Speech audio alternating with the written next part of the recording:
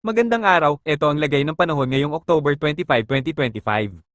Sa umaga, asahan ng mainit at maalinsangang panahon na aabot hanggang 30 degrees Celsius, kaya siguraduhing uminom ng maraming tubig at magpahinga sa lilim kapag nagtatrabaho sa labas.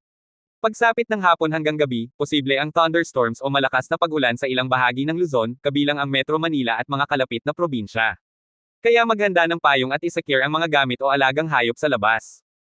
Ang hangin ay banayad hanggang katamtaman, ngunit maaaring lumakas kapag may dalang ulan. UV index, mataas pa rin sa umaga, kaya iwasan ang direktang sikat ng araw mula 10 AM hanggang 3 PM. Paalala, kung may plano kang magtrabaho sa farm, gawin ito sa umaga bago pa dumating ang ulan.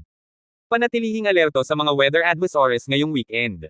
Mag-ingat at manatiling ligtas, mga kawins.